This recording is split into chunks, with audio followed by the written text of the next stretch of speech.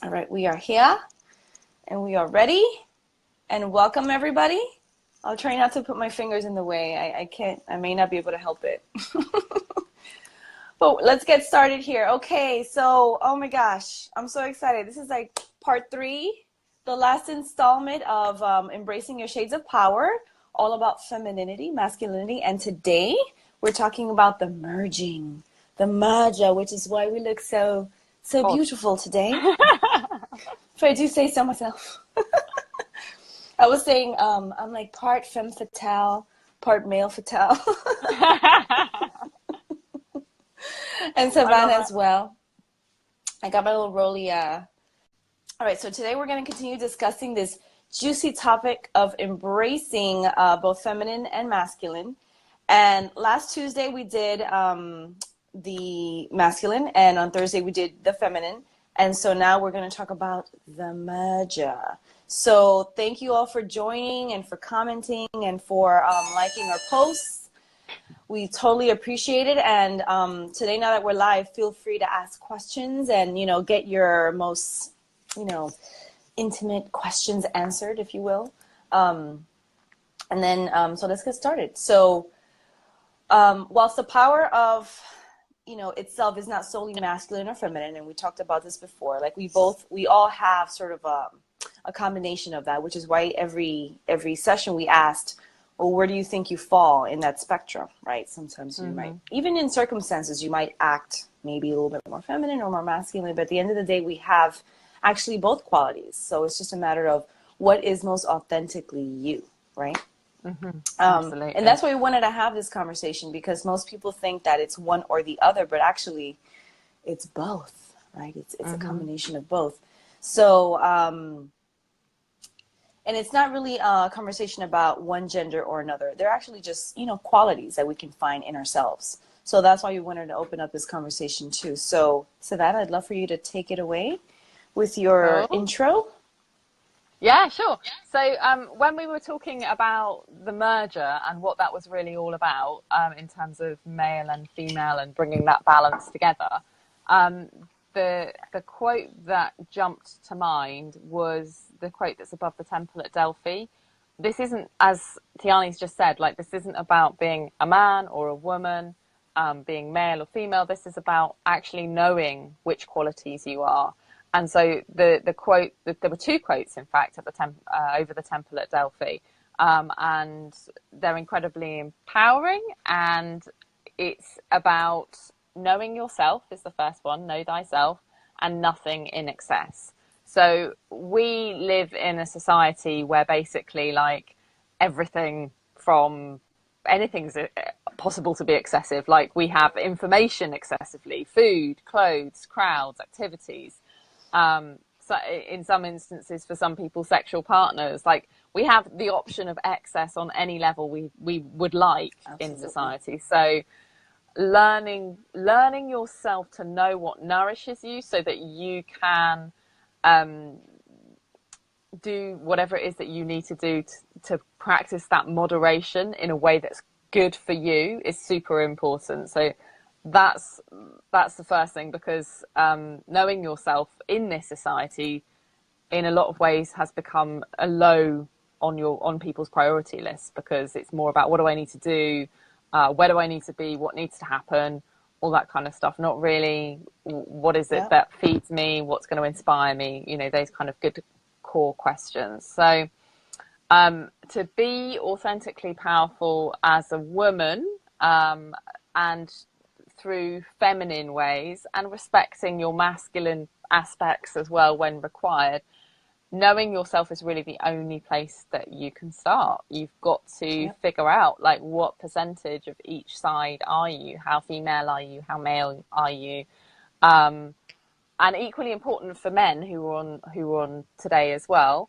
or watching this later, like it's about men being able to be thoughtful, observant, checking in, how do you act in your life, how do you react, what can you allow, how can you allow more feminine aspects to come through, like maybe how can you express your feelings in a particular way where that's important, say in relationships, or just in day-to-day situations, but in a way that's empowering and honoring and respectful. So this conversation today is really about deepening the awareness of who you are. And we're going to ask you quite a few different questions that you can ponder on, that you can write notes about or write notes after. If you want to, one thing that we will do later is also post the video up live afterwards. So if you wanted to watch it and pause and then write notes, you could do that. But if you're on live, feel free to chime in if you'd like to.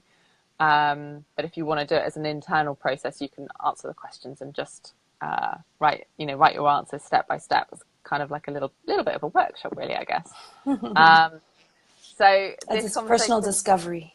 Yeah, exactly. Interpersonal discovery. I love it. So this is, like we said, this is about the qualities that you already possess, the qualities that maybe you most wish to possess, what's there naturally, and what maybe have you adopted in order to cope with social patterns and pressures.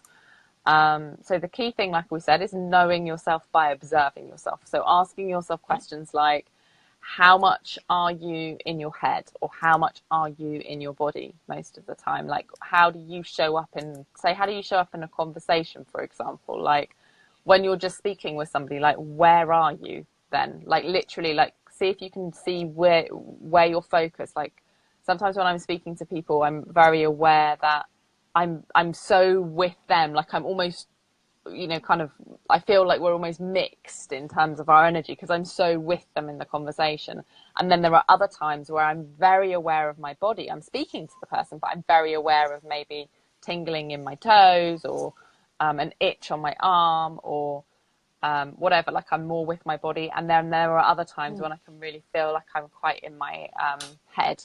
So just be present and ask yourself, where are you in your body? Are you in your head? Are you in your body? Are you really connected with the person that you're speaking to in front of you? Like, where are you? And then ask yourself, how do you act or react in situations, and which aspects of you come out automatically in those situations? Like, in a typical conversation, are you having an open space so that when somebody says something, you can kind of have the mental space to kind of go, what do I actually think or feel about that? Or do you just bounce? Oh, excuse me. Do you just bouncing all over the place? Do you just bounce back automatically, not really think about what it is that you're saying? Does it just pop out of you immediately? So is it more of a reaction than just acting and responding to what the conversation is? And then a powerful question to follow up with is this really you? Is this how you want to be in that situation? Is it more female or male in quality? And is it serving you? So those are quite a few questions, but it's a powerful way to just take a little step back, either now as you do it by yourself or when you're in the conversation. So just to roll back through those, like, where are you in the conversation? Like, where do you feel your presence? Is it in your head? Is it in your body? Is it kind of really with the person and just consumed by what's being said? So just observe that, and then check in with yourself, like, am I responding in this situation? Or am I reacting? Am I just bouncing stuff out? Am I really listening? I guess is that question. And then following up with, is this really you? And is this how you wish to be in this situation? And is it serving you? So I know we're going to dig a little deeper into some of the kind of feminine, masculine patterns that come up and get referred to as typical, typically female, typically male. I bet you're going to leap in on that one, I think, Tiana. Yep. Okay, yeah. So, I mean, those are such important questions. And, like, this is the Authentic Living Group, so this is the place. And this is the time, and so we'll dive into a little bit of the details of the matter. So we're going to talk about some of the, I guess it's more like a synopsis, right, of like the things that we've been discussing now. So what are the masculine and feminine qualities, and how is it discussed, and, how does it come out in society, right? Like, what's accepted, what's not accepted, things like that. So for women, as typical, we're often told or asked, are we being too emotional about something? Are we digging too deeply into it? Are we, obsessing on it? Are we, just connecting too much, being too empathetic about it? And God forbid we have our, are we in our period when this is happening? I hate it when that gets asked though. Do you get that? Like Yeah. if you're being emotional and somebody asks you, are you due your period? Like, that's the worst thing that somebody can say to a woman who's already in an emotional place. It's like, because even if she is, like, she's, the emotions are there for a reason, Right. It's a surefire way to get your head bitten off. I rarely get asked that question. Rarely. And I think it's also because we talked about this before. I was in my masculine. Hi. Hey, buddy. Speaking of masculine, I have my little boy here. So he might pop in every once in a while. So I think for me personally, I was more into my masculine side of myself. So I wasn't typically feminine, if you will. So it's rare that I got asked that question. But even now that I've balanced that more, and actually I'm more feminine and more connected, and I feel more empathetic and all that great stuff, I rarely get asked that question. And maybe it's because we're in New York and it's inappropriate. Maybe. I don't know. But it's rare. Ooh, sorry, my tie is falling. My tie is falling.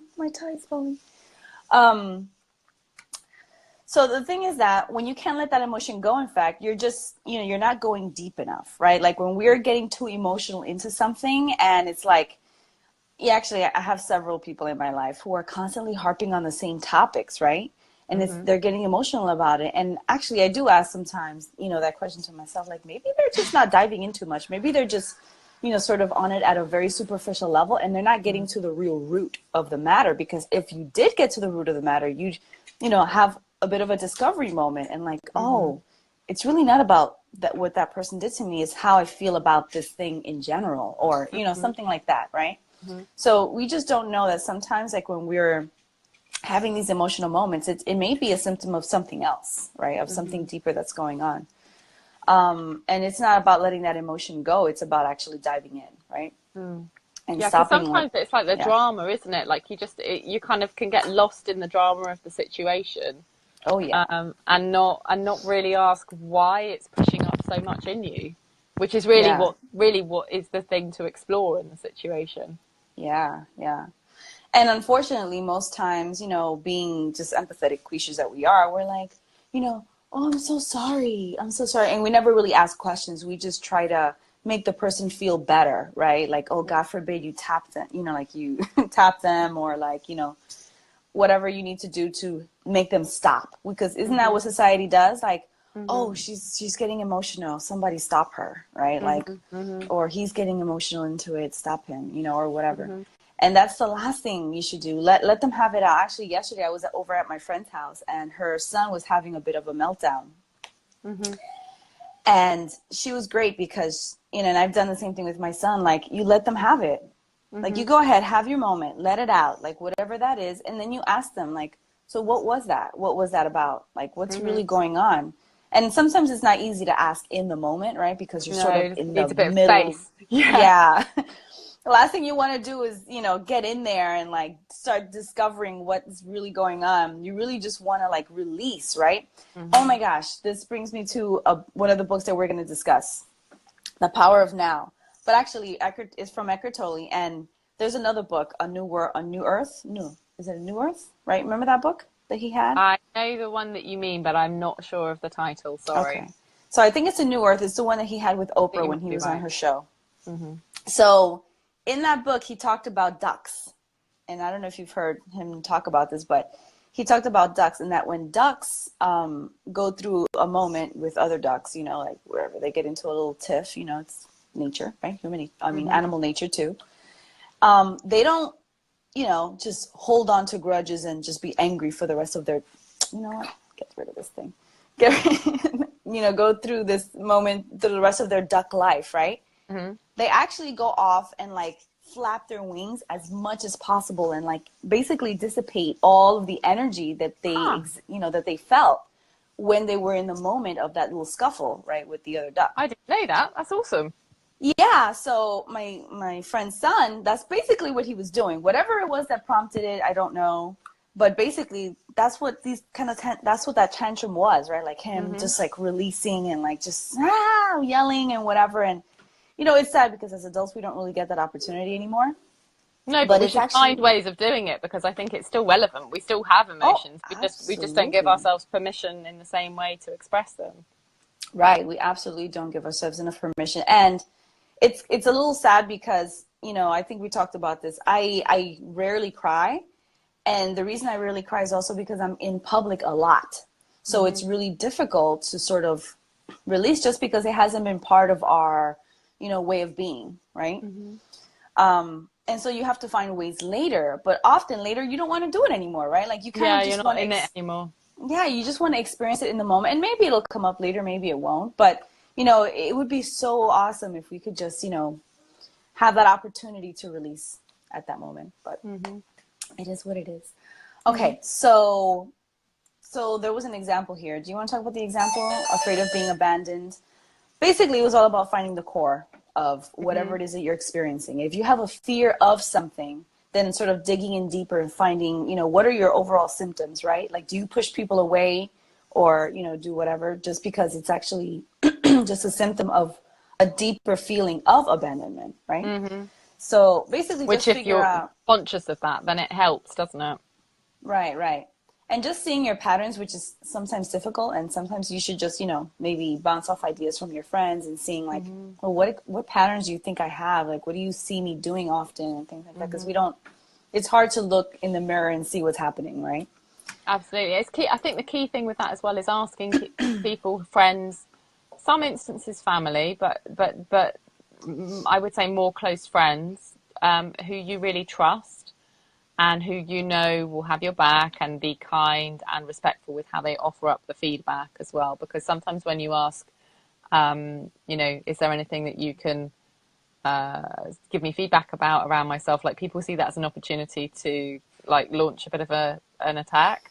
And That's true. it might be done with a smile. It might be done with the nicest of smiles. Oh, dearie me, my camera is not steady today. Sorry.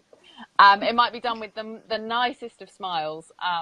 But if it's, really be thoughtful about who you ask that question to. But I think it's an important question to ask because those people who care about you and know you best will be able to, say, well, normally this is how you respond to this. Or like sometimes you might be a little shorter with somebody around this or whatever. Like Yeah. one of my brothers jokingly, I can't remember how it came up in the conversation. I think we were playing a board game.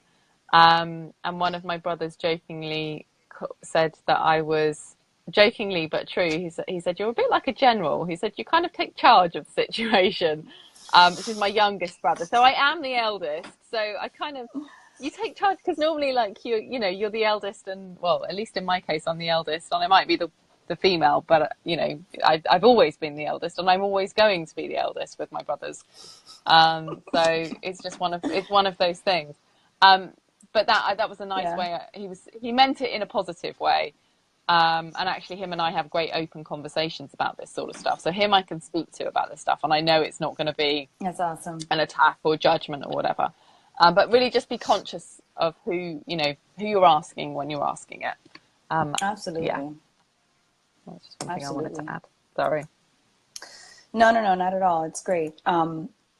And then if we were to really dive into what really a feminine quality and being feminine is, we're really, or I should say not just we, but like femininity is all about joy and fun, creativity, pleasure. There's a phrase, she's most attractive to other people when she's in joy with other people, right? When Yeah. she's happiest in her height of her emotion. And we mentioned that that women have the only organ that is used solely for what do you call it? Sexual Pleasure. fun, pleasure, Yeah. all those things. Mm. So, I mean, it's kind of innately in our bodies. I'm sorry. Yeah. No, that's fine. It literally is. It's, again, I'll just touch on it for those who haven't seen it, but for women, it's I think that, well, let's go the other way around. So for men, the penis, I think, has something like 4,000 nerve endings on it, whereas for women, the clitoris has 8,000 nerve endings. So it's so much more sensitive, and its sole purpose is pleasure. Like, it doesn't have any other function. Like, for men, the penis is multifunctional, obviously, but for women, that's its sole purpose. And so pleasure is really where a woman is at her best. And it's not, we're not talking about just sexual pleasure, like pleasure on all levels, like when women are laughing or having fun or playing or just generally being joyful. You can see them glowing, from the inside out. You can see their eyes are alive. And it's inspiring, and it's also slightly intoxicating, but in a really positive way. Yeah, I mean, that's like the authentic way that we express, right? And when we have that, when we see that, like, it's true, like, the woman glows. And I think you talked about this last time. I think you said women in their 70s or 80s or something, like, when they were their most themselves, they were just, oh my gosh, just, the happiness just came out of them. Like, it was beautiful, right? Yeah.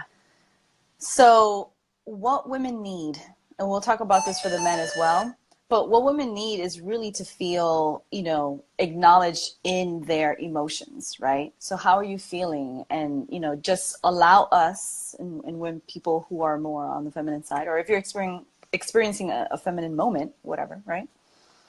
Just allow yourself to sit with it and be with it, It's funny because sometimes, like, I don't know about you, but even when we're in an emotional moment, I don't always want to talk about it. Like, I almost feel like just talking about it is such a masculine thing to do, right? Like, let me be in my moment. Be present to it.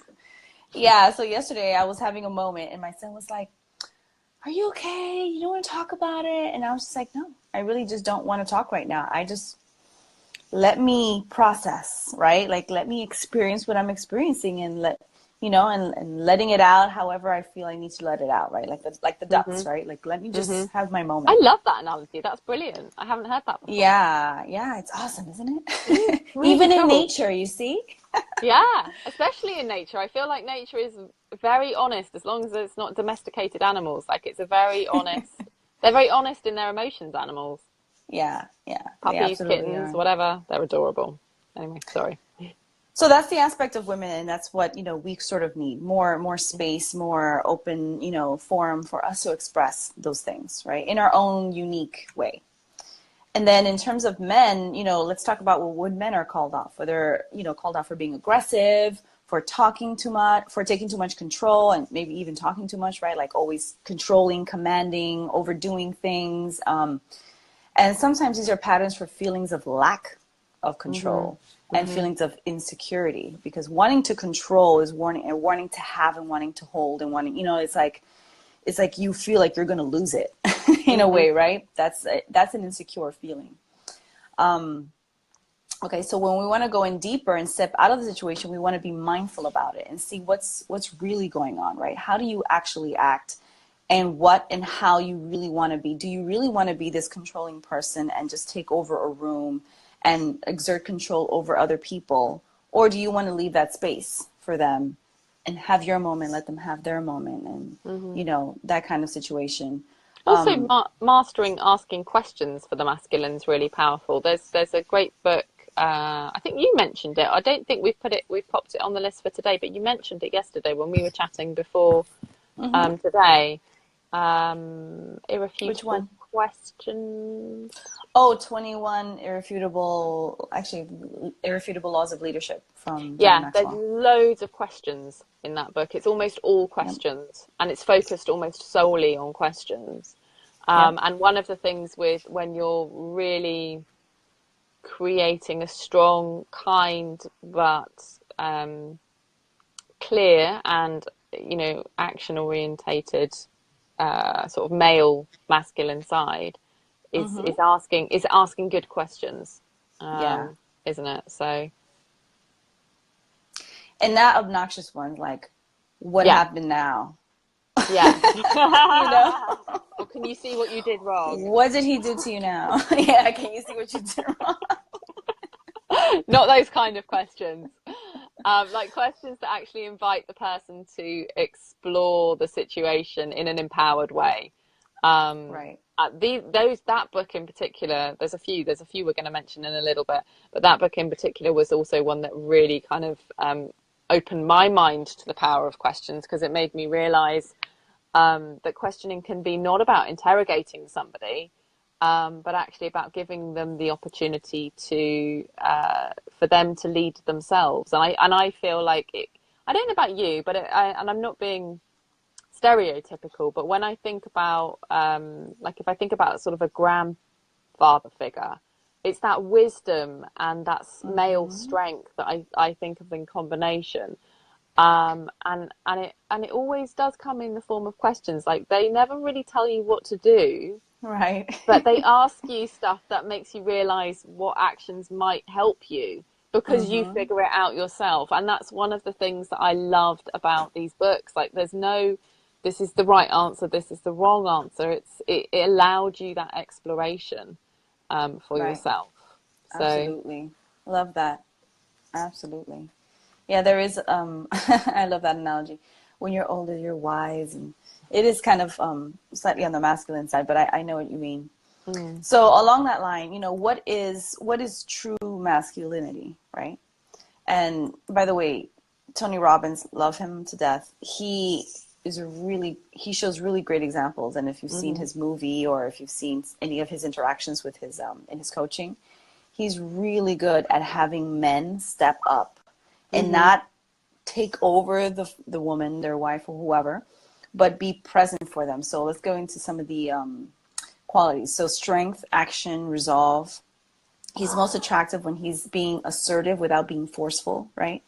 Present in strength without overpowering. And that's what he does. He has like the woman and the man stand in front of each other, and he has the man look deeply into the woman's eyes. And just stand there and hold the space for her. And it's actually like, you can feel it even from watching it on TV or on your computer. You can feel the energy and the presence that this man is now holding for her. And literally, like, she melts. Like, she's like, great, I'm here, I'm open, you know, like, it totally opens the woman up. And just it's such a beautiful process to watch, you know. And it's just strength without being overpowering, right? It's presence without overexertion. Like, it's such a beautiful thing.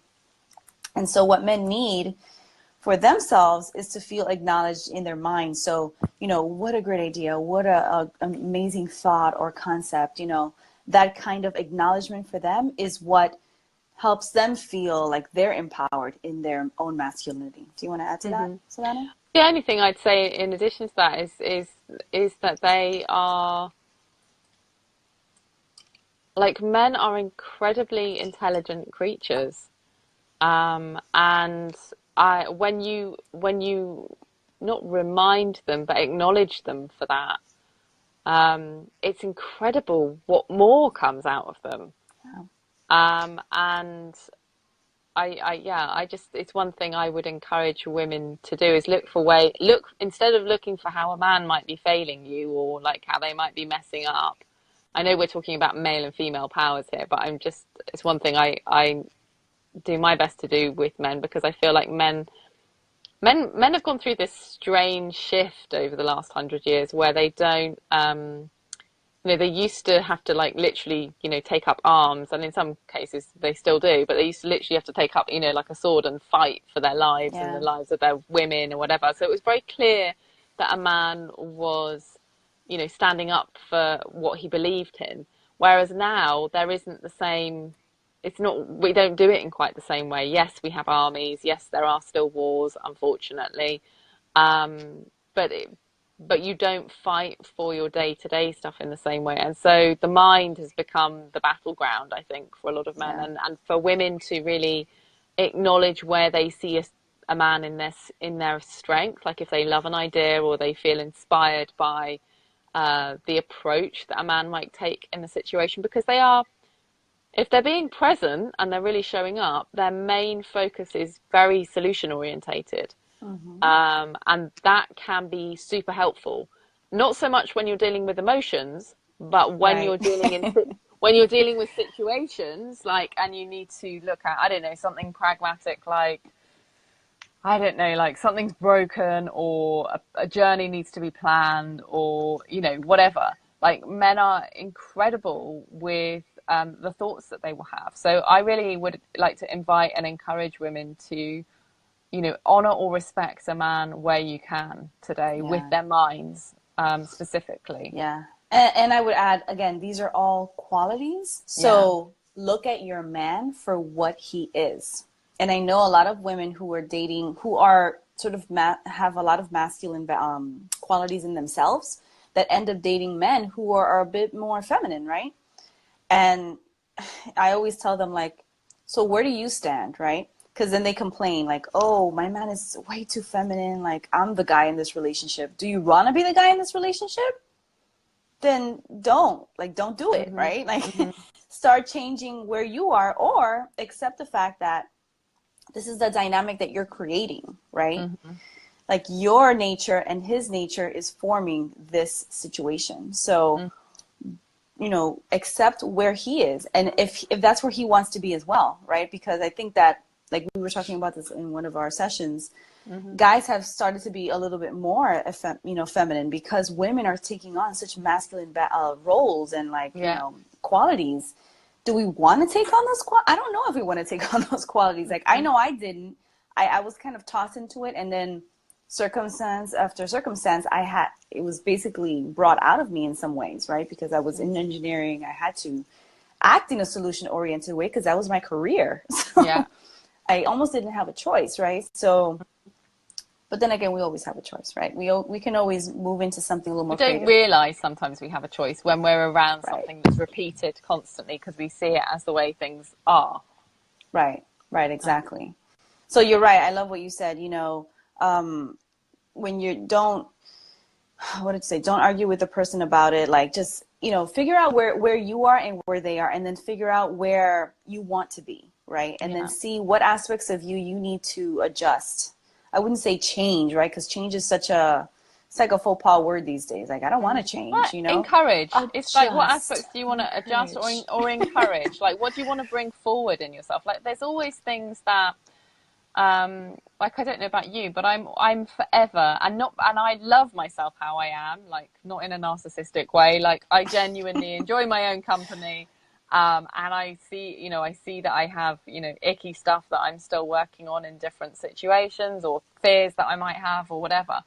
But I genuinely, like, embrace the opportunity to explore things that are coming up with me. But I also have, you know, like, I might be thinking about, like, for example, even putting myself in front of a camera. If you'd have talked to me about this like 2 years ago, I would have been petrified. I'd have been like, you know, kind of like deer in the headlights, and I wouldn't have known what to say, and I would have been panicking. And now, like, I'm genuinely having fun playing with it and just speaking. Like, I would be speaking if I was having a conversation with, you know, a person face to face. But that has been qualities and skills that I've encouraged in myself through working with some incredible coaches, and through practicing it and through doing it, so I can see what's going on. And what's so funny is, like, some of the very early videos that I did, I would watch myself literally stop myself from speaking, and I knew what had been going on in my head, where I'd be, like, telling myself off, or, like, thinking I should have said this, or it should, you know, why haven't I gone down this specific route, or whatever. So I could see how I was disempowering myself in the situation. Now, I loved myself for where I was there in that moment, in that time, but I could see where I was hurting myself, in fact, literally, like, mentally, you know, berating myself.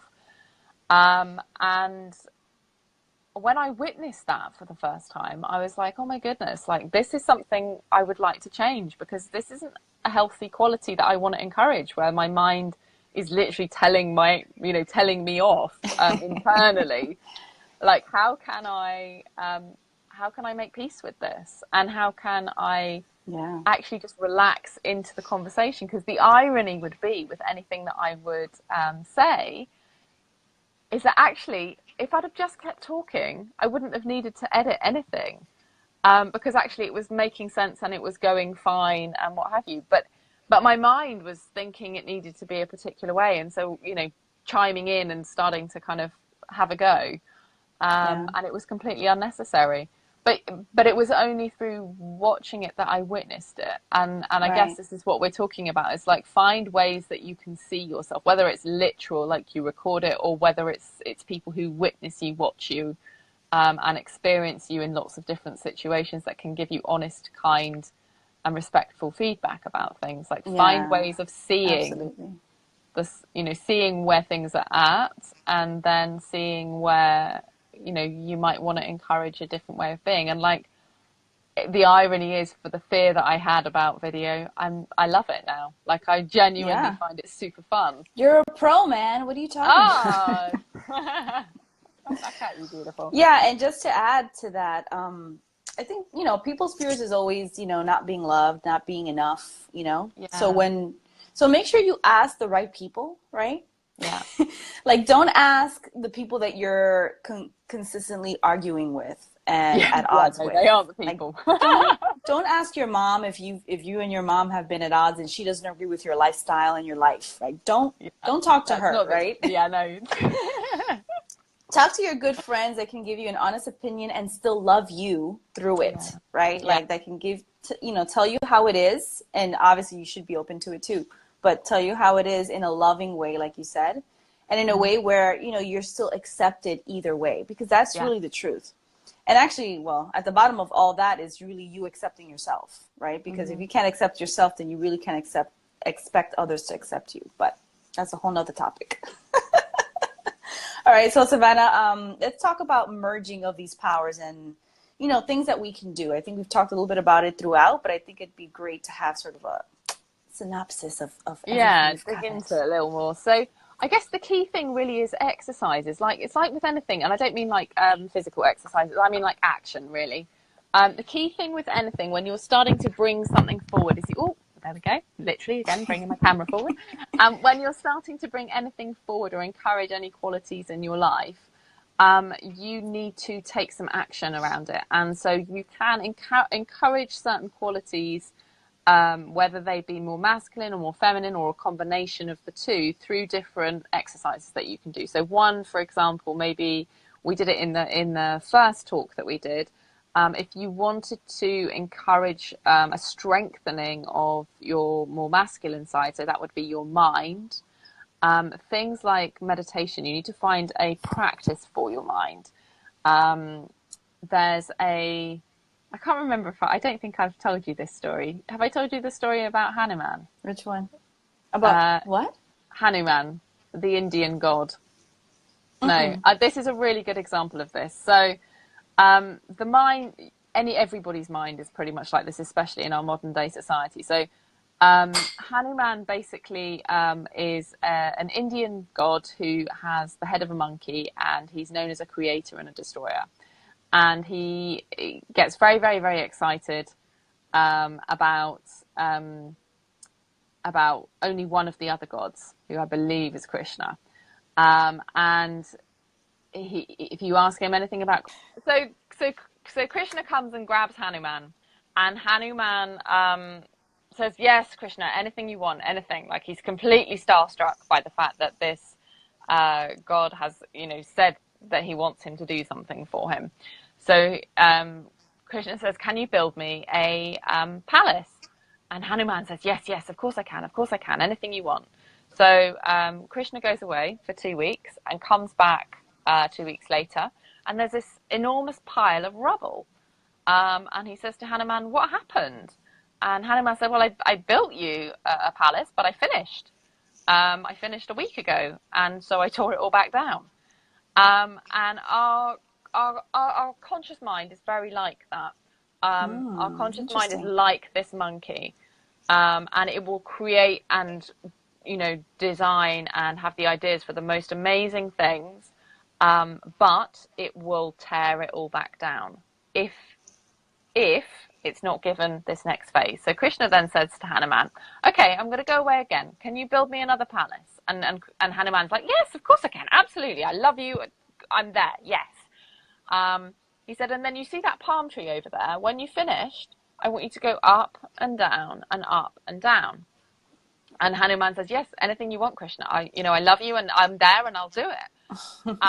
And so sure enough, Krishna returns 2 weeks later, and there's this most stunning palace that's been built. And then there's Hanuman going up and down the palm tree.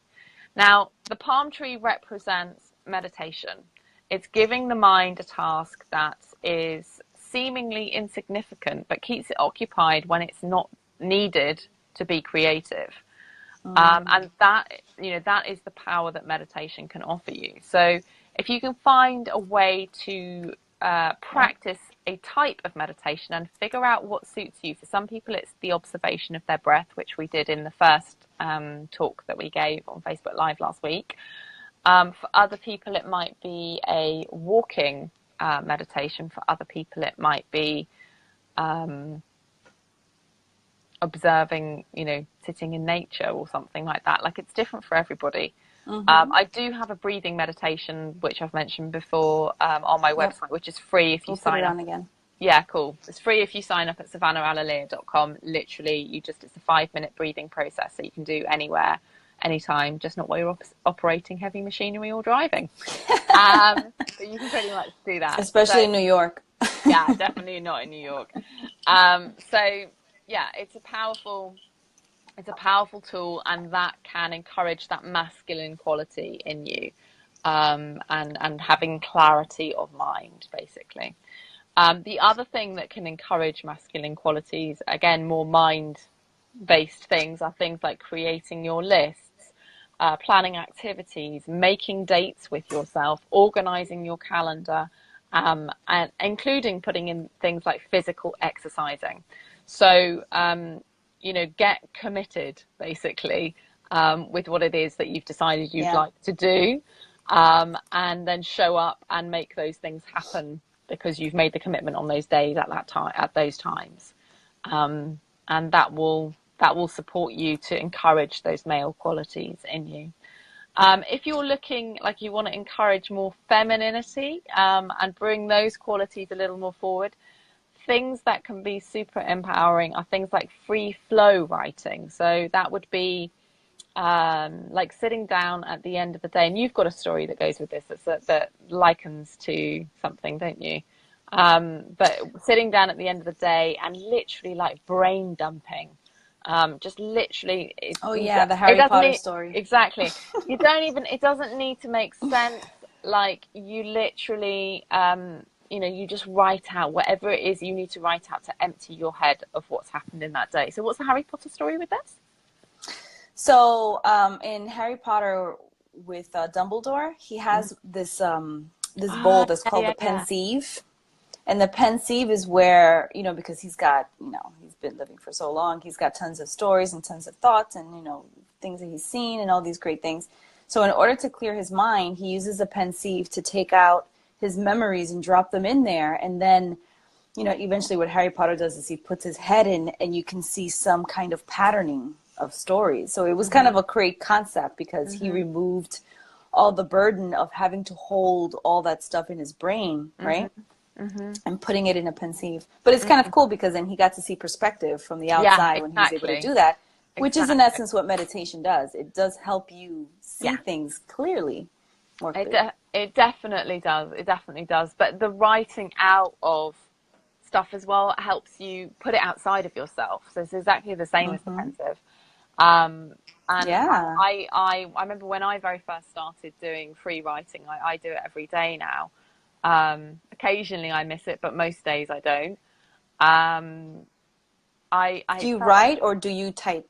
No, I write. I physically write. I've tried typing it. For some reason, it doesn't offload the emotion for me in the same way, and I don't see it in the same way. It's strange. I tried typing it, but it didn't seem to do it for me. But that's just me. Like, some people might be able to type it. So I literally feel like I had like a type of mental constipation, because what was really interesting for me was that when I started literally just free writing, and sometimes it wasn't always the most polite words that I kick off with, To put it nicely. I might just have a little rant about whatever I might have been challenged about that day or whatever. But one of the things I really noticed was that over time you start to see patterns. Like I would notice if I was either ranting about the same things or realizing where I was like blocking myself in the situation. Like all of that came from just writing it out. And it was super empowering. So it allowed me to just process it, and getting it out of you means you can just observe it in a different way. And sometimes when you reread it, that's when you really see, bigger things. Yeah. Do you know what? I don't often go back and reread too much stuff. It's only that I kind of remember that what I've been writing about before. If that makes sense, because you kind of see the odd word and you're like, oh yeah, that's where I was at yesterday, or that's where I was at a few days ago. Occasionally I go back and reread it, but for the purpose of this one, this free flow writing, like literally it's just to dump stuff. It's just to offload it, like just the chatter that's in the head, like empty. Give yourself space. Yeah. I feel relaxed already just talking about it. I always think the more space you can put around something, the more you can get messy, actually. The more it gives you permission to get messy. Like the more space you put around it, the more freedom you feel to express. And that brings me on to the next thing. Like another way of like really going deeply into the feminine is, looking at, having a think about like, what are the things that really nourish you? Like what foods make you feel like the most joy and pleasure and excitement and really just sexy, gorgeous, wonderful. And go to the deli and buy yourself those foods and then take them home and then create your space as if the most important person in the world was coming to, coming to visit, coming to join you for dinner, and get yourself ready like the most important person in the world is having dinner with you. So what that looks like, and actually this is an exercise in one of the books that we've got on the recommendation list at the end of this. But basically be super, super present to that process. Your apartment or your house or whatever ends up then looking way more tidy than it would be if you were just thinking, oh, I need to tidy up. It looks like you want to present it well. And the idea is that nobody's coming. The only conversation or situation or thing that you're going to do is sit and be present with yourself, and you're going to enjoy the foods that you've eaten, like one sweet, delicious mouthful at a time. You're going to roll the flavors around your tongue, feel them, feel like what your body feels like when you eat them. And then, you can take it a step further and just be present with your body and like maybe feel like what it feels like to just touch your own skin, for example. Like it's just a beautiful, nourishing, respectful process to take yourself through. And I think we should do it at least once a week, personally. Yeah. If not a little more. Agree. So, along with a nice Epsom salt bath and candles. Sounds like heaven. I'm with you already. Awesome. Now, so those are kind of like sort of male and female qualities that we've spoken about. There's a few things that bring forward both. Like they just encourage you out of yourself. And those things are things like dancing and singing, because it's physical.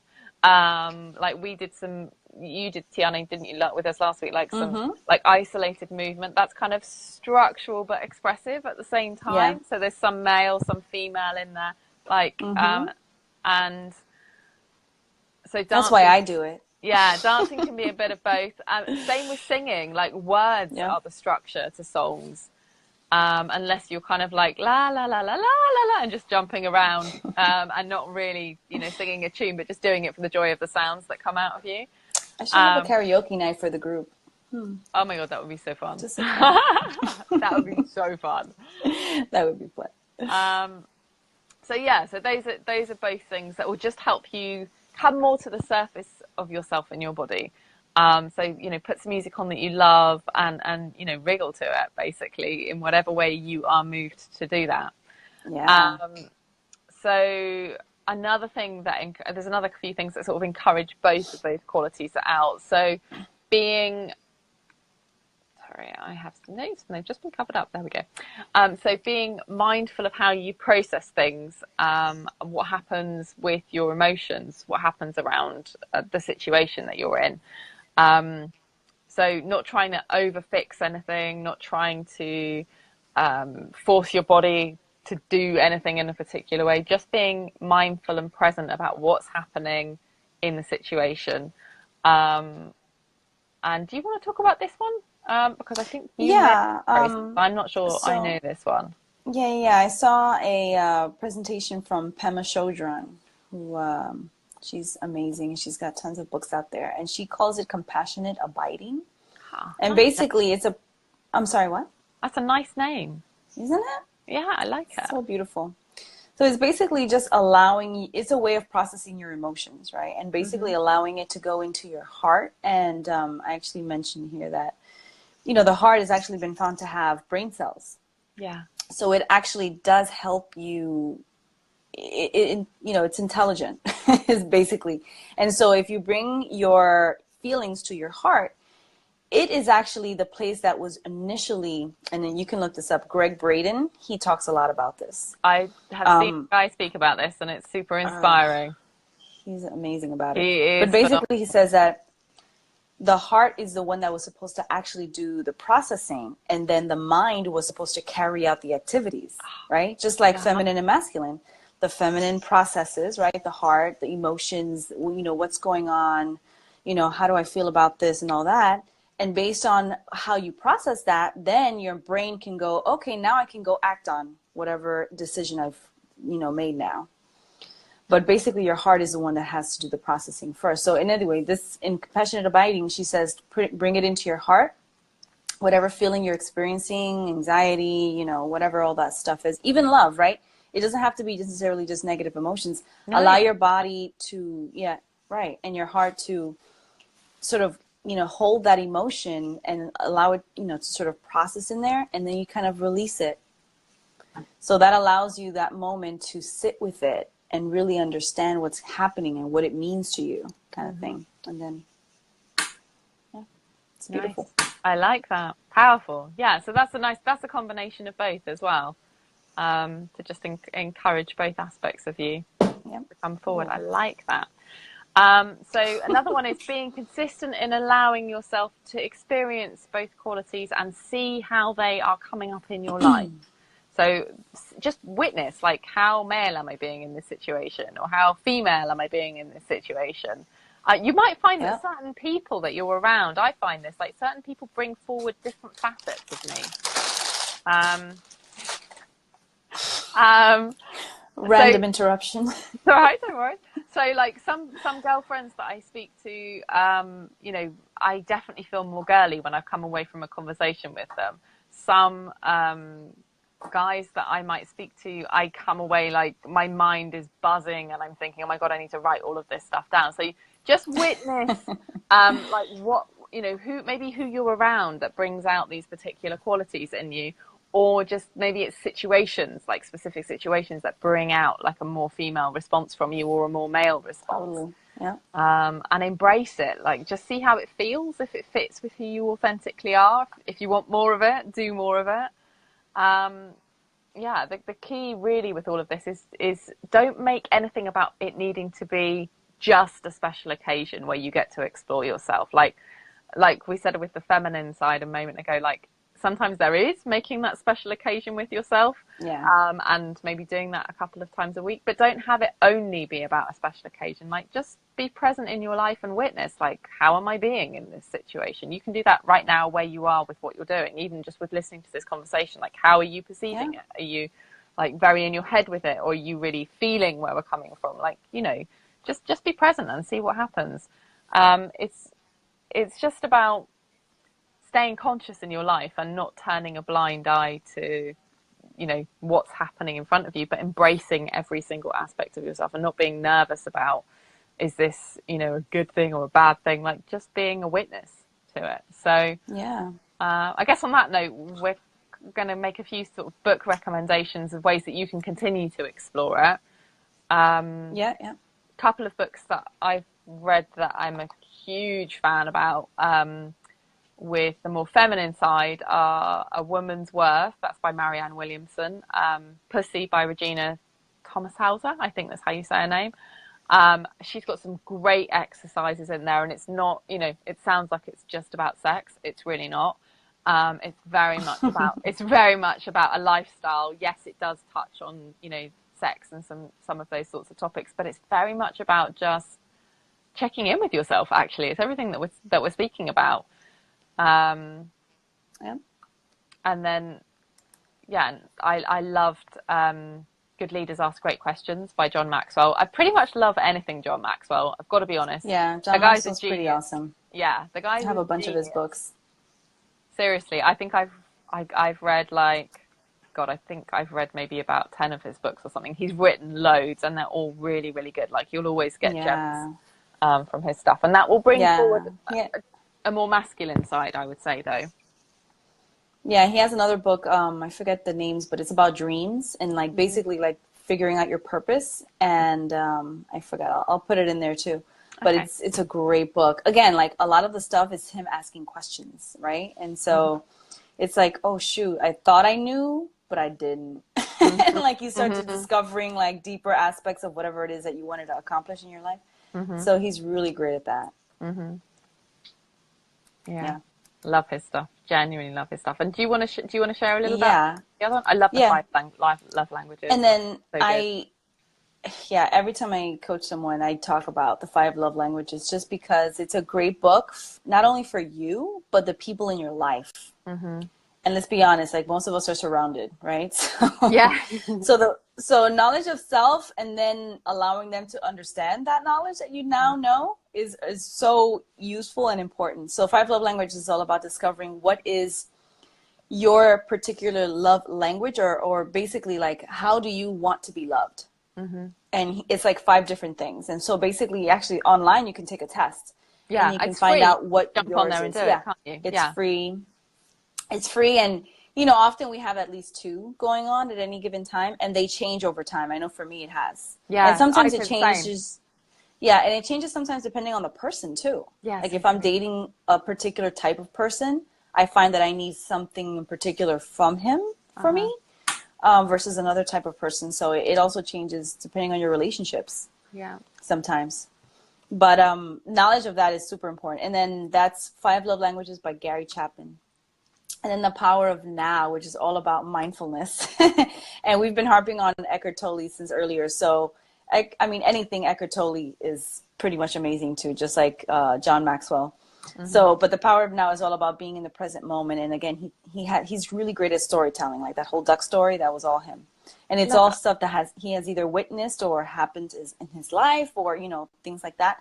So he's really great at storytelling to help you really understand the concepts. So another amazing book, The Power of Now. Yep. Cool. Awesome.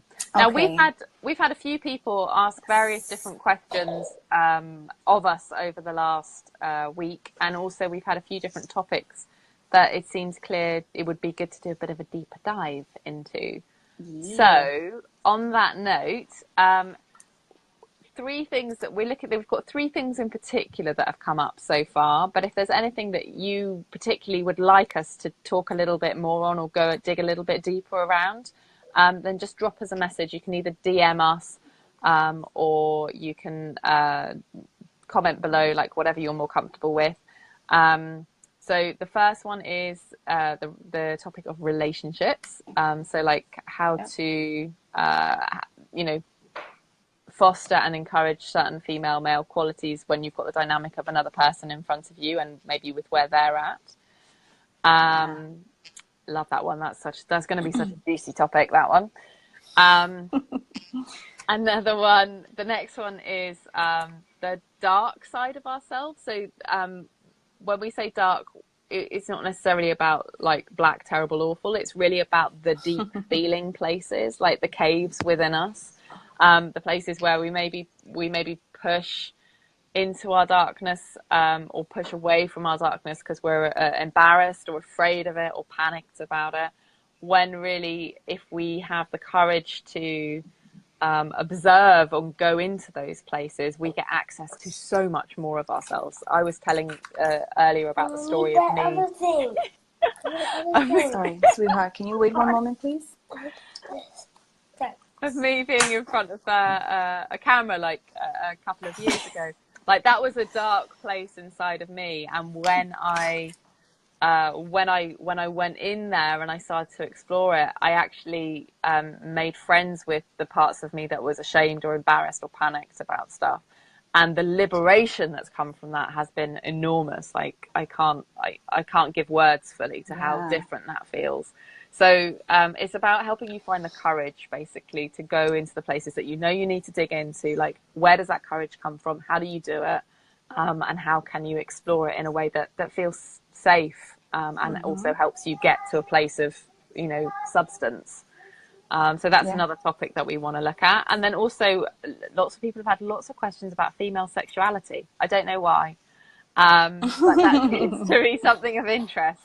So that's something we spoke about before, about the clitoris having, being purely an organ of pleasure. So we'll do maybe a topic about discovering more about feminine sexuality in an empowered, positive, clean and kind way.